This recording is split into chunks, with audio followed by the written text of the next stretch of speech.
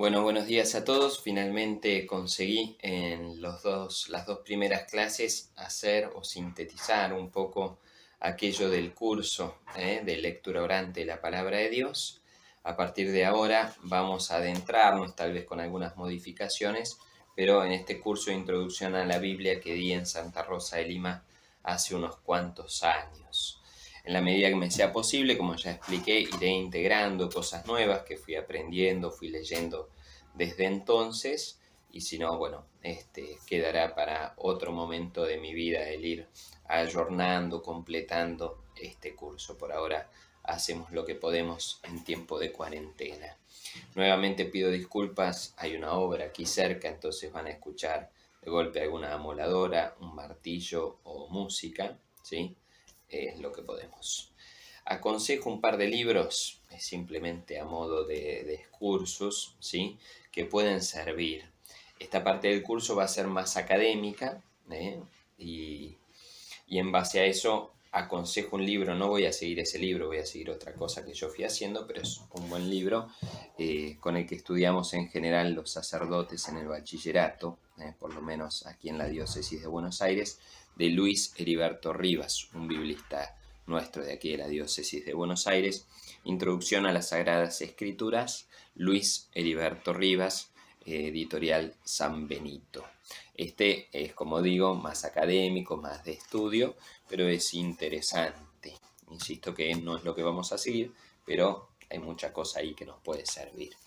Y un autor que conocí el año pasado, que es buenísimo, la verdad me parece excelente y de lo mejorcito, no tanto desde el estudio, si bien evidentemente es un biblista más que serio y importante, John Bergsma. John Bergsma. Es más de, si se quiere, una mirada sintética sobre la Biblia, como los hilos conductores de la Biblia, sobre todo a partir de la alianza. Va a parecer un comentario tonto, tiene muchos dibujitos, lo cual lo hace muy didáctico y muy pedagógico, pero realmente lo aconsejo. Yo los tengo en inglés, son dos. Aconsejo comenzar por este, que es de la Biblia en general, Bible Basics for Catholics, fundamentos básicos para los católicos sobre la Biblia, ¿no? Está traducido, yo no lo encontré traducido, salvo en la Kindle. Si uno busca por ebook en Amazon, se llama La Biblia Paso a Paso, si no me equivoco, John Bergsma. Quien lo quiera comprar por Kindle puede hacerlo por Amazon. Y sacó un segundo, New Testament Basics for Catholics, que obviamente, como el título lo indica, está basado más en el Nuevo Testamento, y el otro una mirada general de la Biblia. Y hay un tercero que no lo leí, no lo conseguí tampoco, que es sobre los Salmos. No creo que esté traducido. El segundo, de hecho, creo que no está traducido, el del Nuevo Testamento, pero lo aconsejo. Bueno, vamos a lo nuestro, ¿sí? Después de esta introducción. Yo los invito, como les dije antes, agarren la Biblia, tomen la Biblia en sus manos y vamos a comenzar leyendo Éxodo 3 del 1 al 16. Por razones técnicas, si leo el texto se va a hacer muy largo. Los invito a tomar ustedes, poner pausa ahí abajo y tomar ustedes el texto. Si yo lo leo se va a hacer muy largo el video y muy pesado para subirlo. Éxodo 3 del 1 al 16. Éxodo 3 del 1 al 16. Es el famoso pasaje de Moisés y la zarza ardiendo. Así que léanlo, no es tan largo, pero léanlo ustedes y continuamos con esto. ¿Qué es lo que me parece importante de este texto y que quiero que tomemos como introducción a la introducción sobre la Biblia? Como ciertos ítems con los cuales tenemos o presupuestos para leer la Biblia, ¿sí? Que están anotados aquí. El primero es el respeto. Moisés, que es llamado a quitarse las sandalias porque el suelo que está pisando es sagrado. Bueno, no estamos entrando en libros importantes nomás, como puede ser el Quijote, Los Miserables, o la Ilíada, o el que fuera, ¿sí? Sino que estamos entrando en tierra sagrada. Cuando vamos a leer la Biblia, vamos a escuchar la palabra de Dios. si bien vamos a intentar justamente hacer un curso, estudiar, profundizar desde la fe y desde cosas de la ciencia, la invitación es hacerlo siempre con respeto y animarnos a tener esa actitud de Moisés frente a esa tierra sagrada, a descalzarnos espiritualmente para pisar este suelo. Lo segundo es estar abiertos de mente. Pienso en Moisés cuando dice, ¿por qué será que la zarza no se consume? Como decir, acá hay algo extraño, acá hay algo que no logro comprender, acá hay algo que no llego a vislumbrar del todo. Entonces, si Moisés se hubiese acercado diciendo, bueno, a ver qué está pasando, vamos a hacer que se consuma la zarza o lo que fuera, no hubiese tenido esa actitud frente al misterio, que es la que tuvo, escuchar la palabra de Dios, mismo asombrarse del llamado que iba a recibir y cumplir su misión. Bueno, nosotros al acercarnos a la palabra de Dios tenemos que tener la mente abierta, no pedirle a Dios que nos diga lo que queremos escuchar. En un curso de Biblia no pretender que, en este caso yo o quien enseña alguna cosa, bueno, me tienen que decir esto o lo otro, si no, no podemos aprender jamás. Cuando uno va a aprender tiene que tener la humildad y la mente abierta de adquirir conocimientos que no tiene. Los biblistas lamentablemente tenemos la fama de ser escandalizadores. No, hay muchos que lo son, sí, pero yo creo que es por negligencia nuestra como iglesia, que muchas veces no nos atrevimos o no nos atrevemos a enseñar cosas que necesitamos aprender. Se nos habla todavía, por decirlo, del ratón Pérez de Papá Noel y de los Reyes Magos, y tenemos que animarnos a volvernos adultos en la fe y animarnos a incorporar conceptos que nadie se animó o nadie pudo explicarnos sanamente. Muchos se van a enojar conmigo a lo largo de este curso, trataré de ser lo más prudente, suave y didáctico posible, pero tenemos que venir con mente abierta, escuchar sobre las escrituras cosas que tal vez nunca nos lo dijeron o nunca nos lo dijeron así. Hay cosas que vamos a darnos cuenta que son básicas, de hecho es un curso introductorio a la Biblia. Pero insisto, con la mente abierta y con esa actitud de Moisés frente a la zarza, ¿qué es esto? ¿Qué es este misterio? Bueno, la escritura es un misterio y un misterio que se nos quiere revelar. Lo tercero es que vamos a ir progresivamente. Acá hay dos cosas, después vamos a ver más. Justamente la revelación es progresiva, eso lo vamos a ver un poquito más adelante. Dios, no hace así, se saca el velo de una y se nos muestra por entero, sino que va poco a poco revelándose. De hecho, el texto que los invité a leer ahora, de Éxodo, es justamente cuando el Señor revela su nombre, Dios revela su nombre. Y su nombre es medio tramposo, digamos. Yo soy el que soy, está bien. Da su nombre, pero no entendemos mucho qué significa su nombre. Entonces, ahí es donde tenemos que animarnos a ir de a poco. En cualquier cosa nos pasa esto. Si nadie aprende de la noche a la mañana a hablar con una enciclopedia, vamos diciendo papá, mamá y después vamos balbuceando algunas otras cosas y el día de mañana podremos dar una conferencia, pero es progresivo el aprendizaje. Acá Dei Verbum 3 dice simplemente un rengloncito que es interesante. De esta forma, hablando de la progresividad, a través de los siglos fue preparando el camino del Evangelio, ¿sí? Desde el Génesis y con pequeñas cosas del Génesis y después agrandando el Pentateuco, los profetas, el Señor fue como amasando la masa, leudando la masa para el día de mañana llegar al Evangelio y darnos la buena noticia de Jesús. Pero todo eso llevó siglos, entonces no podemos pretender incorporar todo en nuestra cabeza simplemente en un cursito o en una clase. Tengan paciencia, de hecho yo ya les dije en las clases anteriores que hay cosas que tal vez método histórico crítico o ciertas cosas que voy hablando que uno no llega a entender demasiado, Lección Divina, bueno, con el tiempo las vamos a ir incorporando. Había otra cita por acá, bueno, Efesios 3, ¿sí? Efesios 3, 18 al 19, habla justamente de esto inabarcable, ¿no? 18 al 19. Podáis comprender con todos los santos la anchura y la longitud, la altura y la profundidad, y conocer el amor de Cristo que excede a todo conocimiento, y os llenéis de toda la plenitud de Dios. Bueno, no podemos esta anchura, esta profundidad y altura de Dios meterla en el corazón y meterla en la cabeza de la noche a la mañana. Por ahora vamos con eso, ¿sí? Esto de que es un diálogo, ya lo hablé la clase pasada, así que lo salteo, no porque no sea importante, sino para no seguir dando vueltas sobre lo mismo. Pero aquí hay algo muy interesante del YUCAT.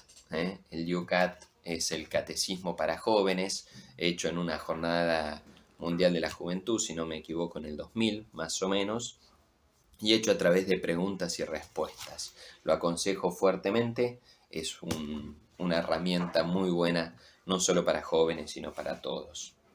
El YUCAT 16, en el número 16, dice: ¿cómo se lee correctamente la Biblia? Son preguntas y respuestas, esa es la pregunta. ¿Cómo se lee correctamente la Biblia? La Sagrada Escritura se lee correctamente en actitud orante, lo que hablábamos ayer. Voy a cerrar la cortina a ver si amaina el sonido. Se lee correctamente en actitud orante, es decir, con la ayuda del Espíritu Santo, bajo cuya influencia se ha formado. Es la palabra de Dios y contiene la comunicación decisiva de Dios para nosotros. Es Dios que se comunica. La Biblia es como una larga carta de Dios a cada uno de nosotros. Esto es interesante. Por eso debo acoger las Sagradas Escrituras con gran amor y con reverencia.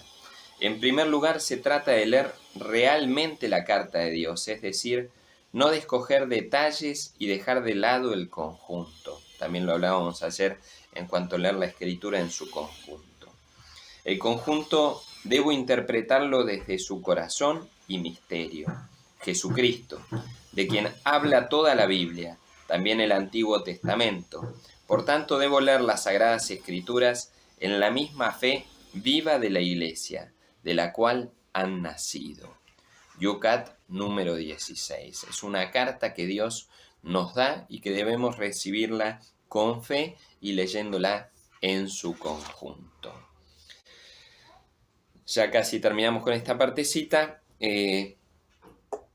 Se hace desde la historia. Acá vamos a ahondar más adelante en cuanto que Dios fue hablando en la historia y que hay muchos hechos históricos y hay una base histórica, un sustrato histórico en la Biblia que no podemos desechar. La historia del pueblo hebreo, la historia no solo del pueblo de Israel, sino de los otros pueblos vecinos, algo de eso.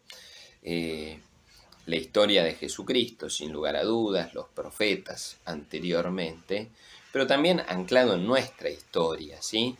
La Biblia es la historia de salvación del pueblo de Israel, historia de salvación de la humanidad y por tanto historia de salvación de cada uno de nosotros. Tenemos que animarnos en esta oración, ir cotejando con nuestra vida cuánto de esto va pasando también con nosotros. Jesús salvó, si no solo salvó al pueblo de Israel, sino que nos salva a cada uno de nosotros. El Señor liberó al pueblo de Israel, a los hebreos, mejor dicho, de Egipto, sí, pero también nos va liberando a nosotros. Esa es la Pascua, con los sentidos de lectura espiritual que hablábamos ayer. Entonces, en esto, les leo una cita de Benedicto XVI en su libro Jesús de Nazaret. Me parece que es del primer tomo, me parece, porque lo estoy tomando de un artículo, de un teólogo. Para la fe bíblica es fundamental referirse a hechos históricos reales. Vamos con atención. Para la fe bíblica es fundamental referirse a hechos históricos reales. Ella no cuenta la historia como símbolos que van más allá de las realidades históricas, sino que se basa en la historia ocurrida sobre la faz de la Tierra.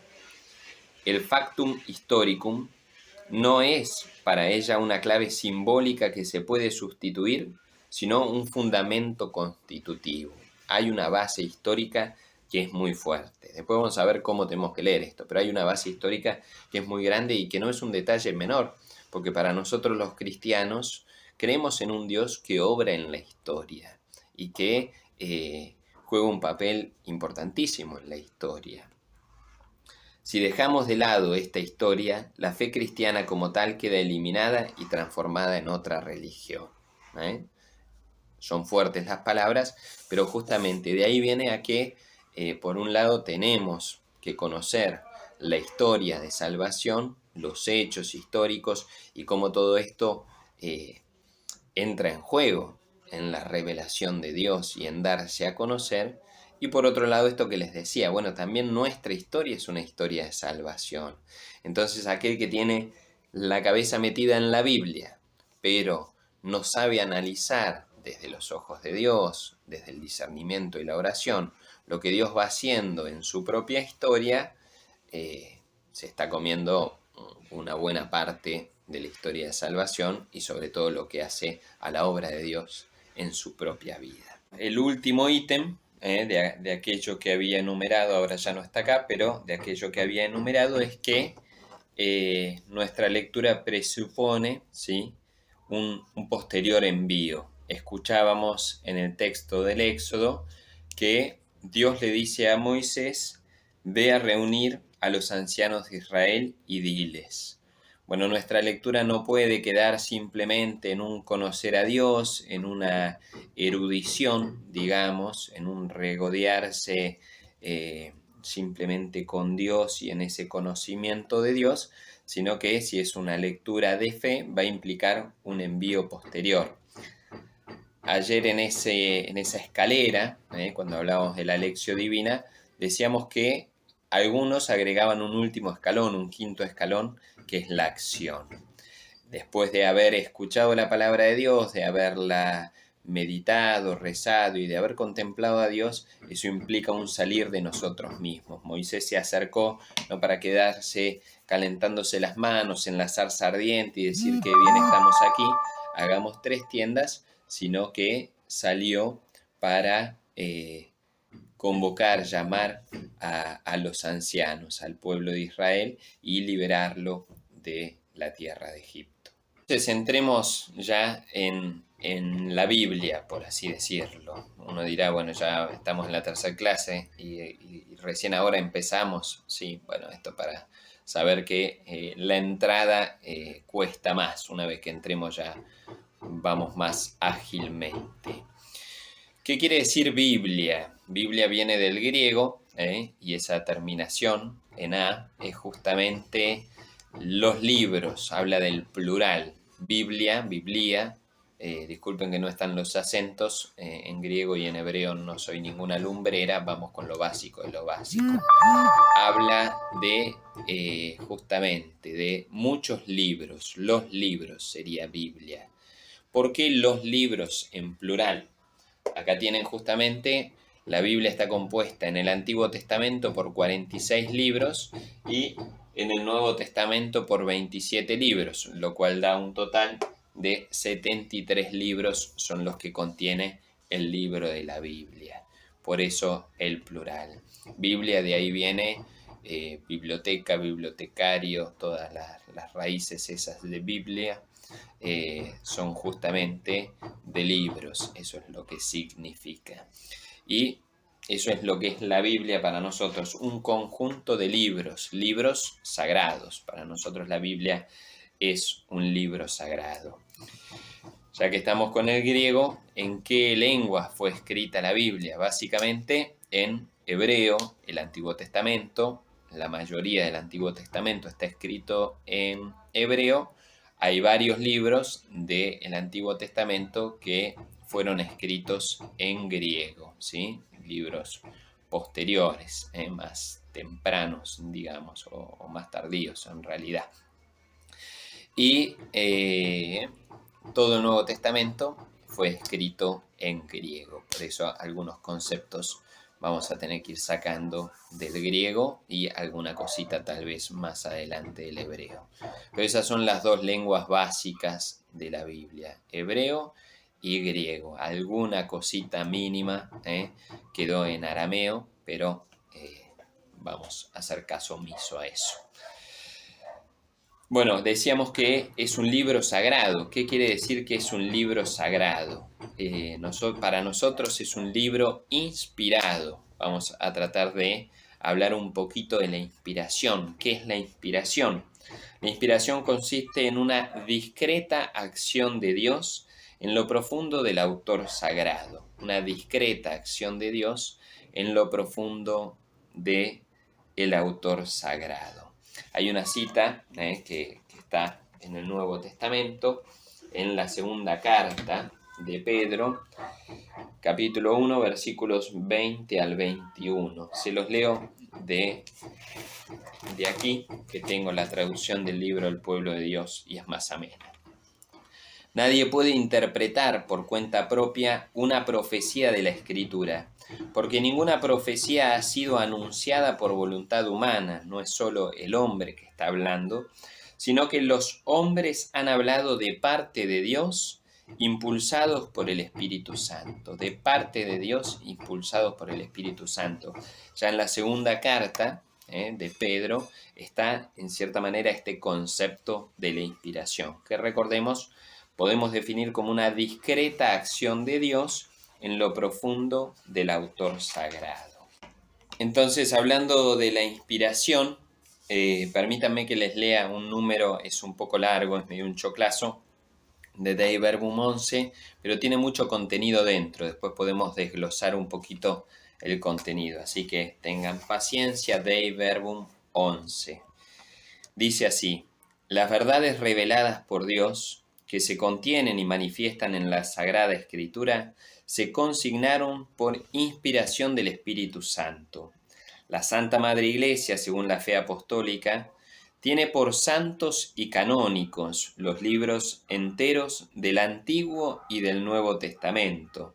Esto se contrapone porque hubo alguna herejía de Marción en los primeros siglos que quiso sacar, de hecho ellos no tomaron el Antiguo Testamento, sino que se quedaron solo con el Nuevo Testamento. Para la Iglesia católica, el Antiguo y el Nuevo son los dos inspirados, son todos los libros del Antiguo y todos los libros del Nuevo inspirados. Entonces, los libros enteros del Antiguo y Nuevo Testamento, con todas sus partes, porque escritos bajo la inspiración del Espíritu Santo, tienen a Dios como autor, y como tales se les han entregado a la misma Iglesia. Continúa. Pero en la redacción de los libros sagrados, Dios eligió a hombres que utilizó usando de sus propias facultades y medios. Ya vamos a ver qué significa esto. De forma que obrando Él en ellos, obrando Dios a través de ellos, escribieron como verdaderos autores todo y solo lo que Él quería. Pues, como todo lo que los autores inspirados o agiógrafos, eso significa autores inspirados, afirman, debe tenerse como afirmado por el Espíritu Santo. Hay que confesar que los libros de la Escritura enseñan firmemente, con fidelidad y sin error, la verdad que Dios quiso consignar en las sagradas letras para nuestra salvación. Así pues, toda la Escritura es divinamente inspirada y útil para enseñar, para arguir, para corregir, para educar en la justicia, a fin de que el nombre de Dios sea perfecto y equipado para toda obra buena. Entonces, Dei Verbum 11 tiene estos renglones que son pesados, son contundentes en cuanto a su contenido, pero que tiene mucha cosa que vamos a desglosar. Lo primero, esto, tanto el Antiguo como el Nuevo Testamento son aceptados por la Iglesia como inspirados. ¿Qué quiere decir eso? Que tienen a Dios como autor. Pero acá agrega, ¿sí?, que no solo es Dios el autor, sino los agiógrafos. ¿Qué son los agiógrafos? Los autores inspirados. Esos autores inspirados, los seres humanos que fueron poniendo en letra, en papel, aquella palabra inspirada, son también considerados por la Iglesia como autores. Entonces, ¿podemos decir que Dios es el autor de la Biblia? Sí. ¿Solo Dios? No. También los autores inspirados o agiógrafos. Y que Dios utilizó, ahora vamos a adentrarnos un poco en esto, Dios utilizó a estas personas como instrumento, con sus facultades, con sus medios, con sus formas. ¿Qué quiere decir esto? Bueno, si un agiógrafo, si un autor inspirado, ya que hablamos de las lenguas, no era tan bueno en el griego, las faltas de ortografía en el griego de este agiógrafo quedan plasmadas. No es que porque sea inspirado Dios le borró las faltas de ortografía. O que hay ciertas cosas propias de su cultura y de su tiempo que también quedan plasmadas en cada uno de sus libros, en la obra de Dios, en la Biblia.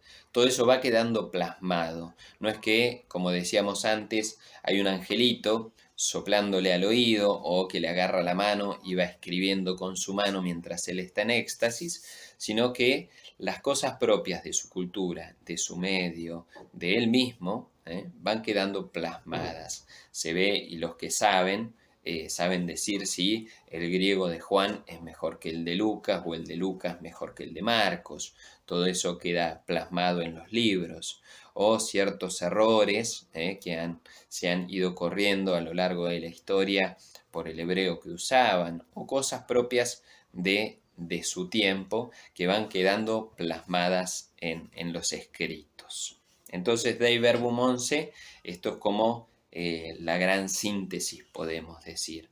Sin embargo, a esto se llegó, a Dei Verbum 11 y estas afirmaciones, después de una larga historia. No es tan fácil, nosotros lo leemos ahora, pero fueron años y años y años de tira y afloje, de pulseadas, podemos decir, donde la Iglesia fue dando pequeños pasos, fue progresivo, como ya hemos dicho, con respecto a otra cosa, fue progresivo este conocimiento o estas afirmaciones dentro de la Iglesia.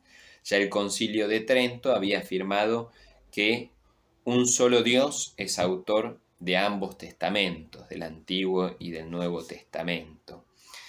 En el Concilio Vaticano I se dio algún pasito más en cuanto a estos conceptos de libros sagrados, de canónicos, etc. No voy a entrar en detalles, esto lo pueden ver en el libro de Rivas que había citado. Pío XII publicó la Divino Afflante Spiritu, que dio un paso gigantesco en cuanto a estos agiógrafos, en cuanto a poder llamar autores sagrados a estos instrumentos que Dios eligió. Y así hubo algunos otros pasos y finalmente llegamos a la Dei Verbum 11 que les cité. También se habla a lo largo de esos pasos, Dei Verbum 12, es un choclazo, lo pueden leer, Dei Verbum 12, está bueno, tiene muchos conceptos, pero le leo solo 2 rengloncitos o algunas cositas que se fueron agregando. Debe investigar con atención qué pretendieron, aquel que lee la palabra de Dios, debe investigar con atención qué pretendieron expresar realmente los agiógrafos y plugo a Dios manifestar con palabras de ellos. Plugo a Dios manifestar con palabras de ellos, de los agiógrafos, de los autores sagrados. Y ahí se nos habla, que ya se había hablado anteriormente, antes del Concilio Vaticano II, de los géneros literarios, que vamos a ver que es algo muy importante a la hora de estudiar Biblia. Dei Verbum 12.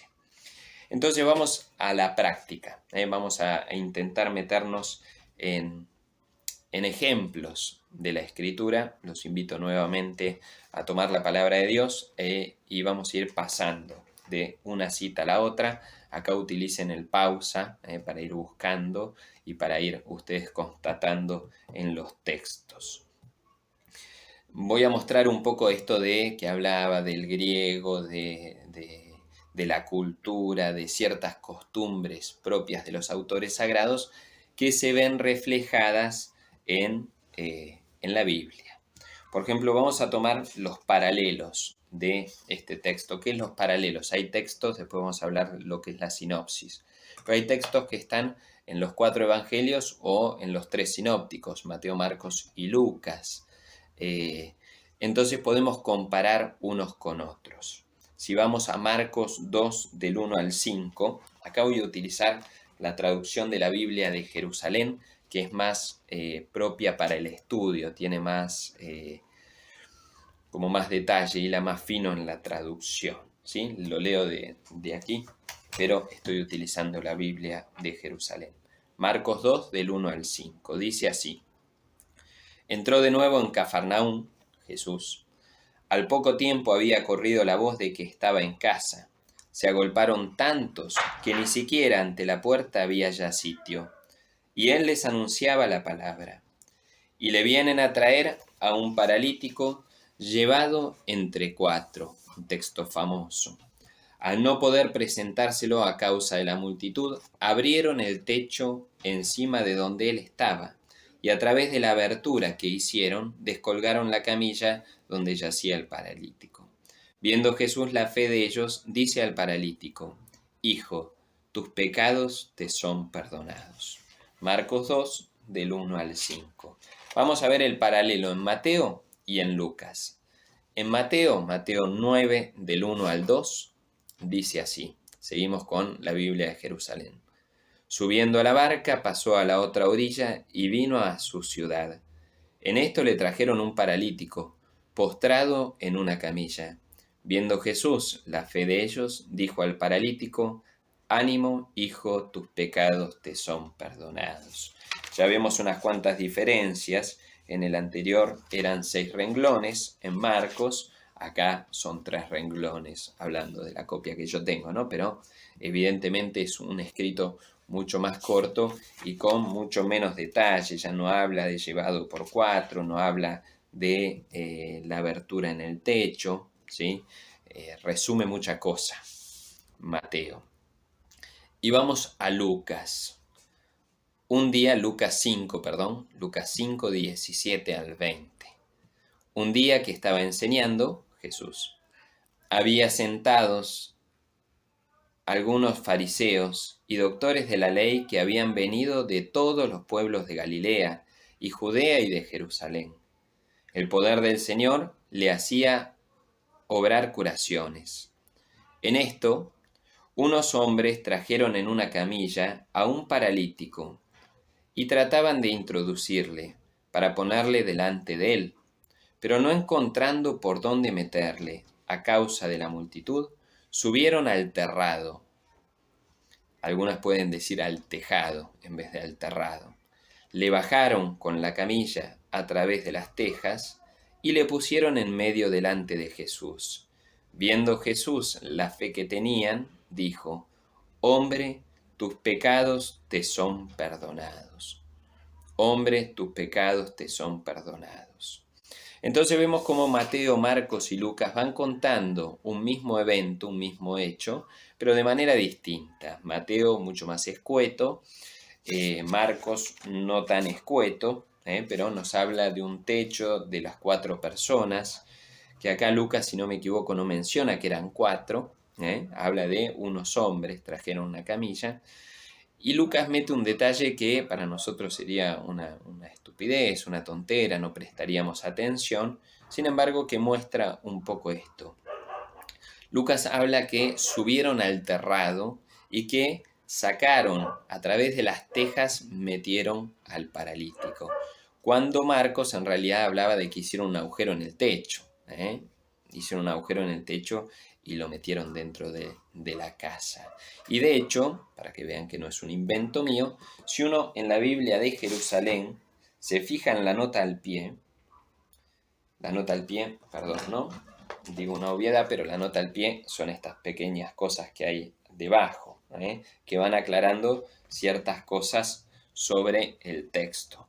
En la nota al pie de la Biblia de Jerusalén dice: el terrado palestinense de Marcos 2.4, o sea, el tipo de techo que nos describe Marcos en Marcos 2.4, se convierte en Lucas en un tejado de casa greco-romana. Lucas está escribiendo en una cultura greco-romana, donde los techos ya no eran de paja, adobe, pasto, sino que eran de tejas. Entonces, Lucas adapta el texto, adapta la historia, aquello que había sucedido con Jesús y el paralítico, a la realidad de su entorno cultural, aquellos que él está contando. Uno dirá, es un detalle mínimo. Sí, es un detalle mínimo, pero está plagado de esto el Nuevo Testamento y en general, ¿no? El proceso de la escritura de la Biblia. De hecho, me llamó la atención una vez que leí, y es muy lindo, se los leo ahora. Está la Biblia en versión gauchesca, a ver si tengo el autor por acá en la nota al pie. Ansi, no sé qué nombre, si será Alejandro Ansi o qué. El Evangelio Criollo se llama, una edición vieja de Patria Grande de 1964. Y está este mismo texto adaptado a la versión criolla o gauchesca, que dice así: mientras hablaba a la gente, en catre fue conducida una persona tullida, pa' que Jesús la sanase, y era ñudo darle pase con tanta gente ruinida.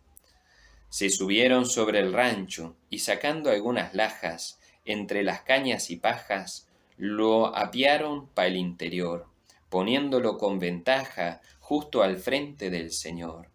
Viendo la fe de esos hombres que se habían comedido, en cuanto se acabó el ruido, y en un tono reposado, Hijo, le afirmó al tullido, le perdono sus pecados. Así como creo que es un sacerdote, Ansi, adapta el Evangelio a la realidad criolla, al vocabulario criollo, y mismo habla de las lajas, cómo es construida la casa según los ranchos propios de nuestra tierra. Lo mismo fue haciendo Lucas y fueron haciendo los evangelistas según la realidad a la que les tocaba evangelizar o anunciar su evangelio. Bueno, vamos a intentar ir cerrando este ciclo y sobre todo esto de la inspiración, y después más adelante mañana podremos ahondar en otras cosas. Pero para terminar con la inspiración, vemos que el concepto de inspirado es mucho más complejo que simplemente que Dios haya dictado una cosa al oído del autor, del agiógrafo, sino que es mucho más complejo. El autor, el agiógrafo, también se involucra en cuanto persona e involucra sus habilidades y sus falencias también en este proceso de evangelización, de anuncio de la noticia, de mensajero de Dios. Uno no deja aparte lo que es cuando se transforma o cuando Dios lo llama a anunciar su palabra.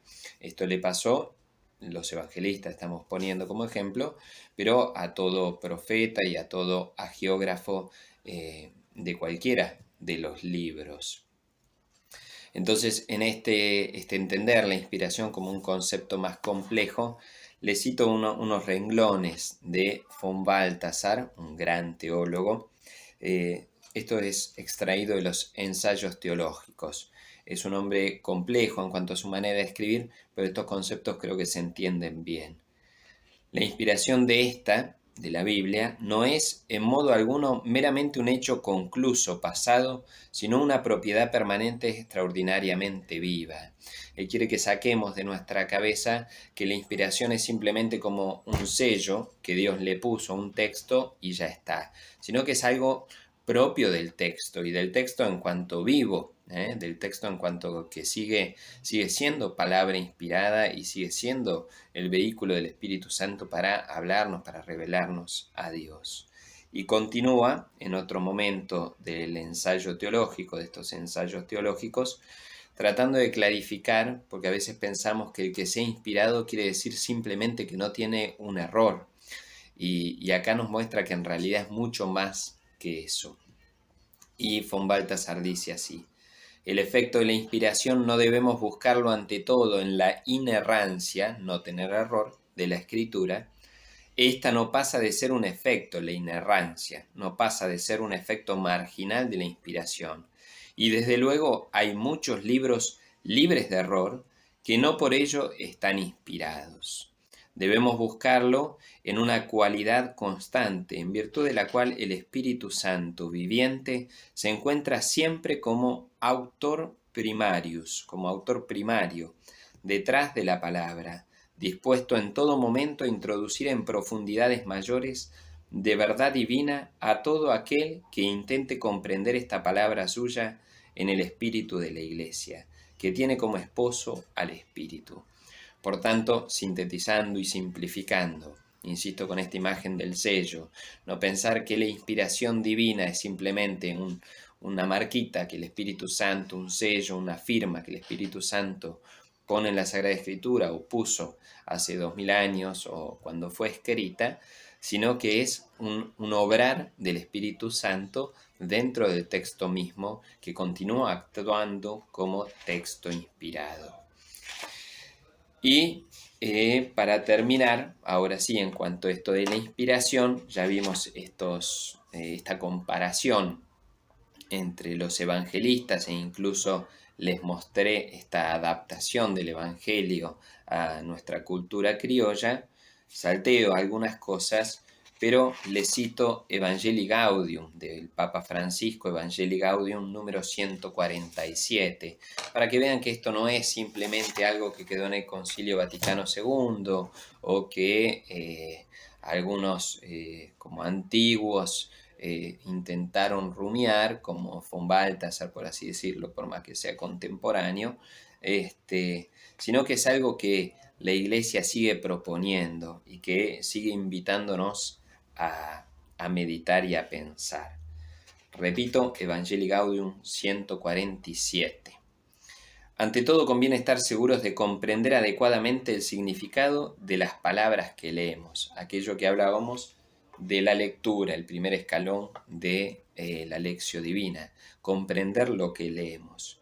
Quiero insistir en algo que parece evidente, pero que no siempre es tenido en cuenta. El texto bíblico que estudiamos tiene 2000 o 3000 años. Su lenguaje es muy distinto del que utilizamos ahora. Y así continúa, ¿no? Hablando de la lengua, hablando de esto de los agiógrafos, de entender la cultura, de cosas de esas, ¿no?